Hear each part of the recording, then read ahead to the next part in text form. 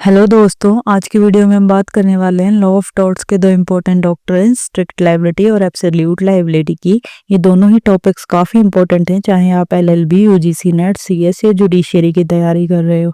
समझने में सिंपल है लेकिन एग्जाम में बार बार पूछे जाते हैं, इसलिए मैंने इन जैसे ही इम्पोर्टेंट टॉर्ट्स के टॉपिक्स के लिए एक डेडिकेटेड प्लेलिस्ट भी बना दी है। उसका लिंक आपको डिस्क्रिप्शन में मिल जाएगा। तो चलिए शुरू करते हैं बिना ड्रामे के, सीधे पॉइंट पर। अब समझते हैं एक important legal rule, strict liability. अगर आप अपने लैंड पर कोई भी डेंजरस चीज रखते हो और वो किसी और को नुकसान पहुंचाती है तो आप रिस्पॉन्सिबल हो, चाहे आपने पूरी सेफ्टी रख रखी हो। ये रूल अप्लाई होता है जैसे चीजों पर, जैसे पानी, गैस, इलेक्ट्रिसिटी, एक्सप्लोजिव या toxic chemicals.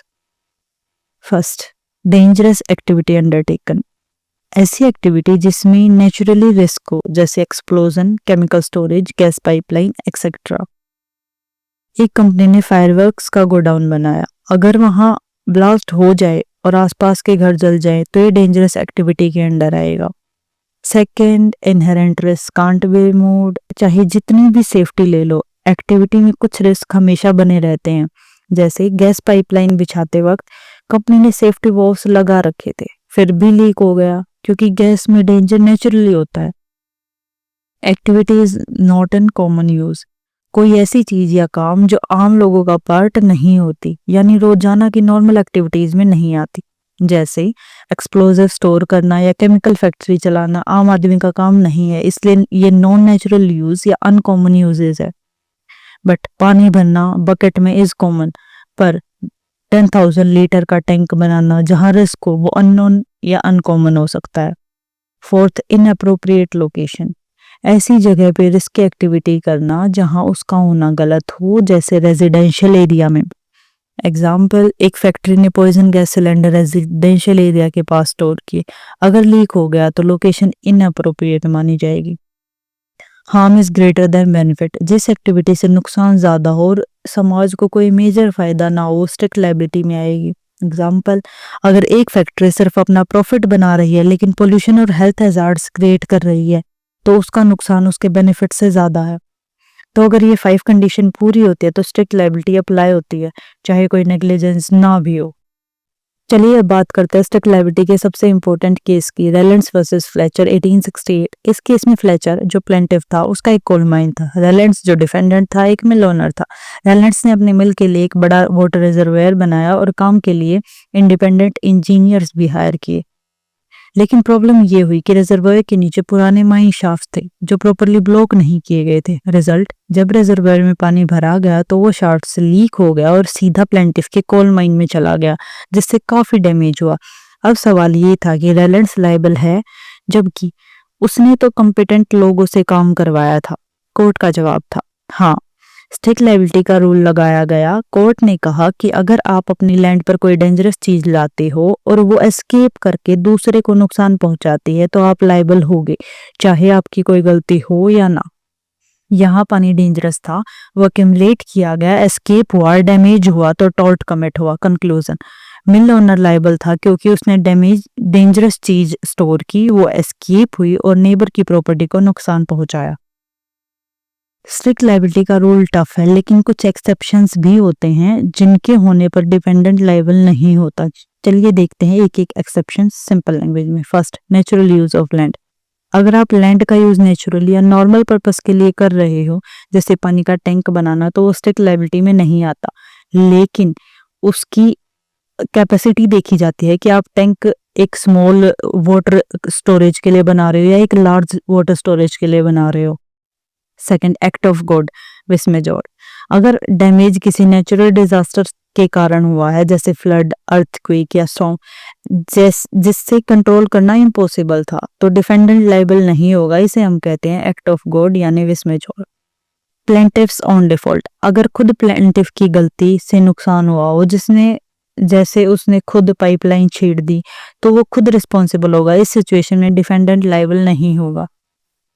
Fourth, consent of plaintiff. अगर प्लेंटिफ ने रिस्क नोइंगली एक्सेप्ट किया हो, जैसे वो खुद किसी रिस्क की एक्टिविटी के पास रहना चाह रहा हो, तो बाद में वो क्लेम नहीं कर सकता। Fifth, act under legal authority, अगर कोई एक्ट लॉ या गवर्नमेंट के ऑर्डर के अंडर किया गया हो तो वो स्ट्रिक्ट लायबिलिटी के अंडर नहीं आता, क्योंकि वो लीगल ड्यूटी के तहत हुआ है। Sixth, act of third party, अगर नुकसान किसी तीसरे आउटसाइडर के काम से हुआ है जिसे डिफेंडेंट कंट्रोल नहीं कर सकता था, तो उस केस में लायबिलिटी नहीं आती। कंक्लूजन, तो ये थी स्ट्रिक्ट लायबिलिटी की 6 इंपॉर्टेंट एक्सेप्शन। अगर इनमें से कोई भी कंडीशन सेटिस्फाई होती है तो डिफेंडेंट की जिम्मेदारी नहीं बनेगी। अब बात करते हैं एब्सोल्यूट लायबिलिटी की। एब्सोल्यूट लायबिलिटी का रूल तब लागू होता है जब कोई एंटरप्राइज हैजार्डियस या डेंजरस सब्सटेंस का स्टोरेज, यूज या हैंडलिंग करती है। यहाँ एक इंपॉर्टेंट बात यह है कि लायबिलिटी तभी स्टार्ट हो जाती है जब आप उस सब्सटेंस को स्टोर करते हो, चाहे डैमेज बाद में हो। आप लीगली लायबल हो जाते हो अगर आपने हैजार्डियस सब्सटेंस को स्टोर किया या ऑपरेट किया।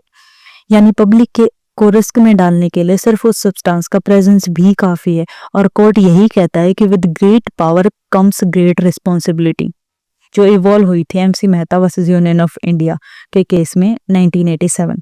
जैसे हम ओलियम गैस लीक केस के नाम से भी जानते हैं, ये रोस्टिक लायबिलिटी से भी ज्यादा स्ट्रॉन्ग है। इसका बेस है नो एक्सक्यूज नो एक्सेप्शन, यानी चाहे कोई नेचुरल डिजास्टर हो या आपने सारी सेफ्टी फॉलो की हो फिर भी आप लायबल हो गए।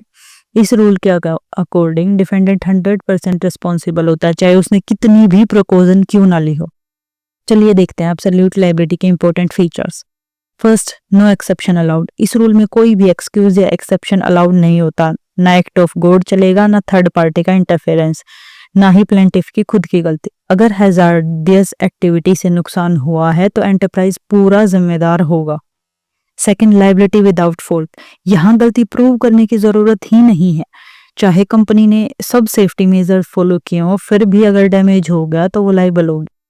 Third, exemplary damage. इस रूल में डैमेज सिर्फ नुकसान कवर करने के लिए नहीं होता बल्कि पनिशमेंट के तरीके से दिए जाते हैं ताकि दूसरी कंपनीज फ्यूचर में केयरलेस ना हो। Fourth, deep pocket theory. जितनी बड़ी और अमीर कंपनी होती है उसकी रिस्पॉन्सिबिलिटी भी उतनी ही बड़ी होती है, इसलिए कोर्ट कहता है डीप पॉकेट्स वाले ज्यादा कंपनसेट करें।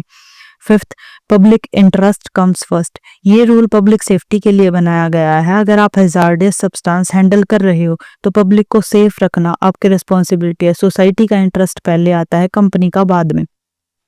तो ये थे एब्सोल्यूट लायबिलिटी के 5 सॉलिड फीचर जो हर लो स्टूडेंट से एस्पिरेंट को याद होने चाहिए। अब समझते हैं एब्सोल्यूट लायबिलिटी का ओरिजिन कहाँ से हुआ। Shriram gas leak case, Delhi 1985। Delhi के अंदर Shriram food and fertilizer plant से ओलियम गैस लीक हुआ जिससे serious public health risk create हो गया। इस इंसिडेंट ने और उससे पहले भोपाल गैस स्ट्रेटेजी 1984 ने ये दिखाया कि हैजार्डियस इंडस्ट्रीज कितनी डेंजरस हो सकती हैं। इन्हीं इवेंट्स के बाद सुप्रीम कोर्ट ने MC Mehta versus union of India case में एब्सोल्यूट लायबिलिटी का कंसेप्ट इवॉल्व किया। इस कंसेप्ट को इवॉल्व करने के बाद कुछ लेजिस्लेटिव रिस्पॉन्स भी आए, जैसे public liability insurance act 1991। Government ने भी एक्शन लिया और बनाया ये एक्ट जिसमें नो फॉल्ट लायबिलिटी का प्रिंसिपल लाया गया। Important provision of this act, section 3, absolute duty to compensate. अगर किसी हैजार्डियस इंडस्ट्री में एक्सीडेंट होता है तो ओनर को डायरेक्टली कंपनसेशन देना पड़ेगा, चाहे गलती प्रूव हो या ना हो। कंपनसेशन कवर करता है डेथ, इंजरी, प्रॉपर्टी डैमेज, लेकिन एक कंडीशन है, कंपनसेशन की लिमिट ओनर की फाइनेंशियल कैपेसिटी तक ही होती है। Fourth, section 4, mandatory insurance. इस एक्ट के अंडर हर हैजार्डियस इंडस्ट्री के ओनर को इंश्योरेंस पॉलिसी लेना जरूरी है। इसका पर्पस है अगर कोई इंसिडेंट हो जाए तो अफेक्टेड लोगों को तुरंत रिलीफ मिल सके, लेकिन एक एक्सेप्शन है, गवर्नमेंट और गवर्नमेंट कंट्रोल्ड अथॉरिटीज को ये इंश्योरेंस लेना मैंडेटरी नहीं है। फिक्स्ड कंपनसेशन अमाउंट, अगर किसी एक्सीडेंट में डेथ होती है तो 25,000 पर पर्सन दिया जाता है। अगर कोई मेडिकल एक्सपेंसेस, वेज लॉस या प्रॉपर्टी डैमेज हुआ हो तो मैक्सिमम 12,500 तक रिलीफ मिल सकता है। सेक्शन 14, पेनल्टीज, अगर कोई ओनर इस एक्ट को फॉलो नहीं करता तो उसके अगेंस्ट 1 लाख तक फाइन लग सकता है और मैक्सिमम 7 ईयर्स तक इम्प्रिजनमेंट हो सकती है। Section 8, dual remedy. सबसे इंपॉर्टेंट फीचर ये है कि विक्टिम सिर्फ इस एक्ट के अंडर ही नहीं बल्कि किसी और लॉ के अंडर भी कंपनसेशन मांग सकता है, जैसे टॉर्ट लॉ या कंज्यूमर प्रोटेक्शन लॉ। तो ये था पब्लिक लायबिलिटी इंश्योरेंस एक्ट का फुल ब्रेकडाउन, जिसका मेन एम है पब्लिक को प्रोटेक्ट करना और हैजार्डियस इंडस्ट्रीज को अकाउंटेबल बनाना। तो इस वीडियो में हमने सिर्फ एब्सोल्यूट लायबिलिटी नहीं बल्कि उससे related important law, public liability insurance act 1991 भी डिटेल में समझा। इससे आपको पूरे कंसेप्ट का क्लैरिटी मिलेगी और सारे फैक्ट्स एक साथ आपकी लीगल अंडरस्टैंडिंग और कॉन्फिडेंस दोनों को बढ़ाएंगे।